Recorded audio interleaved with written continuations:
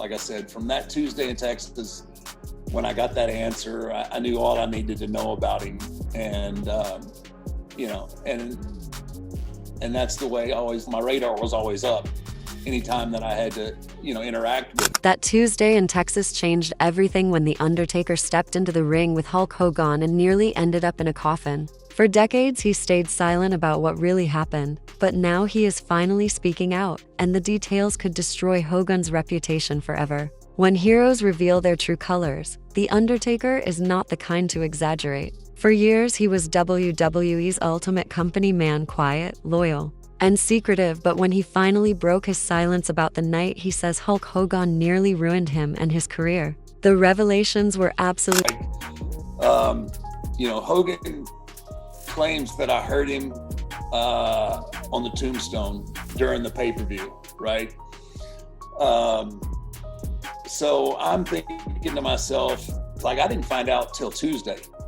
I knew there was going to be another pay-per-view, but I didn't know that I was going to drop the belt back. And I came up. Think about that moment when The Undertaker had just been crowned champion, a monumental achievement that should have launched him into superstardom. This wasn't just any title change, it was WWE betting its future on a character unlike anything the wrestling world had ever seen. Yet within days, the belt was taken from him under the cloud of Hogan's supposed injury. To understand the weight of this betrayal, you have to understand the world of professional wrestling. In 1991, during the build-up to the Monday Night Wars, when every decision mattered and every storyline could make or break a career, Hulk Hogan wasn't just a star, he was a global phenomenon who transcended wrestling. The face on lunchboxes across America, the voice of Saturday morning cartoons, and the muscle-bound hero in Hollywood movies like No Holds Barred and Mr. Nanny. To Vince McMahon, Hogan wasn't just a wrestler, he was the golden goose, the cornerstone of an entertainment empire that made millions through merchandise, licensing, and pay-per-view sales. With his image on everything from action figures to vitamins, turning WWE into a household name. But empires don't last forever, and by 1991 cracks were showing in Hulkamania. Hogan's grip on fans was slipping, his once untouchable act starting to feel stale and predictable, and boos began creeping in from crowds tired of the same routine. The say your prayers and eat your vitamins message had lost its shine, and McMahon, always thinking ahead, knew he needed the next big thing. That's where The Undertaker came in, a character so unique and different that he represented a complete shift for the industry. Tall, intimidating, and cloaked in supernatural mystery, The Undertaker wasn't colorful spandex and catchphrases. He wasn't about flexing muscles and patriotic speeches, he was darkness personified. A living nightmare unlike anything fans had ever seen. His entrance alone, with the eerie organ music, flickering lights, and his slow, menacing walk, sent chills down the spines of audiences nationwide. And within a year of his debut, McMahon had pushed him to the top, recognizing his power to captivate fans in a way traditional heroes couldn't. Survivor Series 1991 was meant to be his crowning moment. The night he ended Hulkamania and ushered in a new era of sports entertainment. But Hogan wasn't going to let that happen without a fight, and his tactics went beyond what happened inside the ring. The first warning sign came hours before the match, in a detail that might seem small to outsiders, but set off alarms for The Undertaker. Normally, wrestlers arrived at the arena around midday, following a routine everyone knew. But that day, Hogan showed up much earlier than usual, a strange move for a veteran who normally followed the schedule to the letter, and The Undertaker noticed immediately. I remember getting there about noon, and Hogan was already there. And I'm walking down the hall. Red flag number one. Red flag number one, right? So he goes, hey kid, can I talk to you, right? And he goes, hey, I got this neck injury.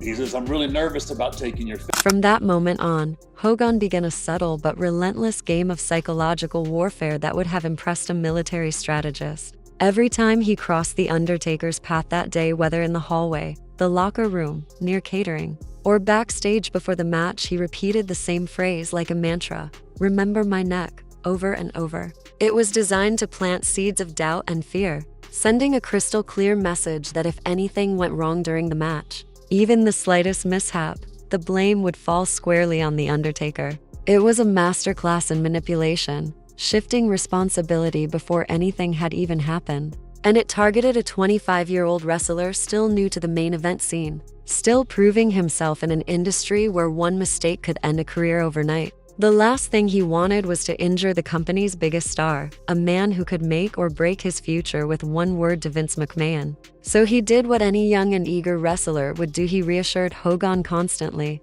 promising again and again to protect him during the finish and to execute the tombstone piledriver with absolute care and precision, never realizing he was being played like a pawn in Hogan's bigger game. Hogan's so-called paranoia about his neck wasn't fear, it was strategy, cold and calculated, setting the stage for one of the most controversial moments in wrestling history. When the match finally began, with thousands on their feet and millions watching at home, The Undertaker delivered the tombstone piledriver exactly as promised, perfectly executed. Secure and safe, every detail handled with precision. He knew beyond a doubt he had performed the move flawlessly, but the moment his knees hit the canvas, Hogan launched into what can only be described as an Oscar-worthy performance. I was asking, where's Hulk at, right? And he's always laying on Vince's office floor. So I go in there, he's laid out on the floor, and here come the paramedics and stuff. So then I hear, somebody get my wife and kids on the floor. The crowd gasped in horror as commentators scrambled to explain what they were seeing. Medical staff rushed to ringside, and The Undertaker stood frozen in shock, his heart sinking as he believed he had just paralyzed Hulk Hogan live on television in front of millions of viewers around the world. The match ended with The Undertaker declared the winner, but the victory felt hollow and meaningless because, in his mind, he had just destroyed the most valuable asset in the entire wrestling business. The championship that should have been the pinnacle of his career instead felt like a curse, a constant reminder of the moment he thought he had crippled his childhood hero. This was psychological manipulation at its peak, and The Undertaker had completely fallen into Hogan's trap. When truth becomes stranger than fiction, what happened backstage after the match was nothing short of theatrical genius, if you can call calculated manipulation and career sabotage genius, because the drama that unfolded behind the curtain was more intense and scripted than anything that had happened in the ring. And it would haunt The Undertaker for days. Backstage, the performance only escalated. Hogan didn't just sell the injury for the cameras. He turned it into a full-blown medical emergency worthy of an Emmy. And the scene in Vince McMahon's office was pure theater, staged to convince everyone from the boss himself to the newest ring crew member that The Undertaker had legitimately injured the company's biggest star. No, man, I just couldn't hear it. I was like, no, man, I heard him. I don't know what, I couldn't put a thought together. This wasn't just selling an injury for the cameras or adding drama for the fans. This was Hogan making absolutely certain that everyone who mattered, especially Vince McMahon, believed without a shred of doubt that he had suffered a serious, potentially career-ending injury. The call for his wife and children was the masterstroke, the detail that convinced even the most skeptical observer that this was a real medical emergency. The Undertaker stood nearby, completely mortified and confused, watching his hero writhe on the floor in apparent agony. His big moment, what should have been the greatest night of his career, was overshadowed by guilt, fear, and the crushing belief that his career might already be over before it had truly begun. For days after Survivor Series, The Undertaker carried that psychological weight like an anchor around his neck, the guilt overwhelming him and consuming his every thought, robbing him of any joy during what should have been the honeymoon period of his first WWE Championship reign. He couldn't sleep, couldn't eat, and couldn't think straight, because every time he closed his eyes he saw Hogan's face twisted in pain and heard those haunting words, "Oh, you got me, brother." Probably got to see, but by now a lot of the boys have come up to me and they're like shaking their head like his head never got anywhere close to the mat. And you watch it back, you can tell his head never. Imagine being 25 years old, new to the company, carrying the crushing weight of believing you had just crippled the man who was the very face of WWE. That kind of guilt doesn't just chip away at your confidence, it devours your soul, your self-worth, and your ability to function as a human being. The Undertaker was living a nightmare carefully crafted by Hogan's masterful manipulation, but the truth has a way of coming to light, especially in an industry built on illusion and deception. Until that Tuesday, when he finally had the chance to watch the match back on videotape, The Undertaker remained consumed by guilt and self-doubt. But when he sat down to review the footage, expecting to see the moment he had ended Hulk Hogan's career, what he discovered changed his perspective on the incident and on Hogan forever. The truth was undeniable, captured on tape for anyone to see. Hogan's head hadn't even come close to hitting the mat, not once, not even remotely. From that Tuesday in Texas, when I got that answer, I knew all I needed to know about him, and and that's the way always. Then my radar was always up anytime that I had to interact. It was a revelation that hit The Undertaker like a lightning bolt. He hadn't injured Hogan at all. The entire medical emergency, the paramedics, the calls to Hogan's family, and the dramatic collapse in Vince McMahon's office had been an elaborate performance designed to protect Hogan's position and undermine The Undertaker's credibility. The other wrestlers in the locker room had seen it too, and their reactions spoke volumes about what had really transpired that night. These were professional athletes who knew the mechanics of wrestling, who could spot a real injury from a fake one, and who could tell the difference between selling and outright deception. When The Undertaker finally confronted Hogan days later, armed with the footage that proved his innocence, Hogan's excuse was so flimsy it only confirmed what The Undertaker already suspected. Hogan claimed that a seat belt had been too tight. That was his explanation for what he had called a career-threatening neck injury. Not that his head had hit the mat, not that The Undertaker had botched the tombstone piledriver, simply that The Undertaker had held him too tightly while protecting him, blaming careful execution as the source of harm. In that moment, The Undertaker's entire view of Hogan changed forever. The man he had idolized, the hero he grew up admiring, and the legend he had been honored to face in the ring revealed himself to be something else entirely: a manipulator, a politician, and someone willing to destroy a young wrestler's career to protect his own spot. The aftermath of Survivor Series 1991 became far more than just a controversial finish or a disputed injury claim. It was a perfect storm of manipulation, politics, and corporate decision-making that sent shockwaves through WWE. What should have been? The Undertaker's coronation as the new face of sports entertainment turned into a lesson in how one man's influence could alter the entire course of the business. Perhaps most infuriating was how Hogan and WWE management turned the controversy into a business opportunity,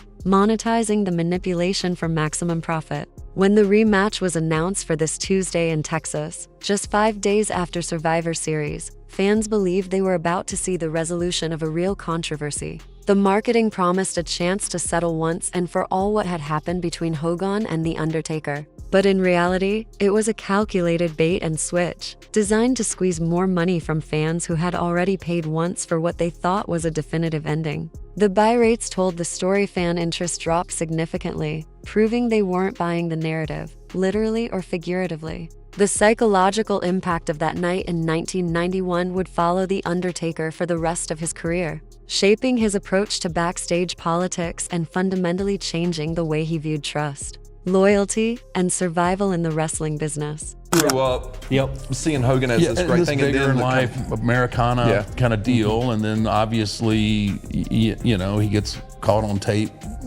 saying some derogatory, racist things, and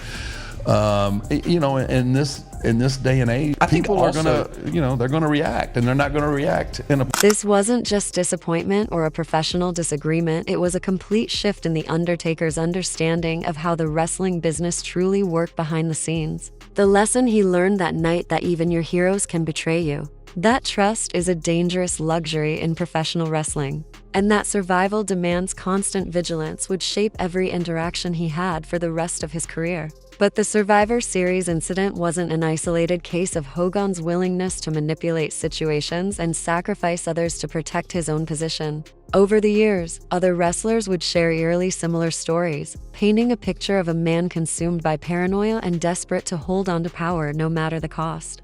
Wrestling fans, despite what promoters often believed, were never clueless. They had a sharp intuition and could sense when something wasn't right. Even in the early 1990s, long before the internet made backstage information widely available, audiences began whispering the once unthinkable that Hulk Hogan had faked the entire injury for personal and political gain. And when Hogan's personal scandals eventually exploded into public view, from the racial rant that got him blacklisted from WWE to the lawsuits and legal battles, the wrestling world finally saw the man behind the carefully constructed public persona. We had grown up seeing Hogan as a larger-than-life hero, the embodiment of Americana, but the truth was far darker.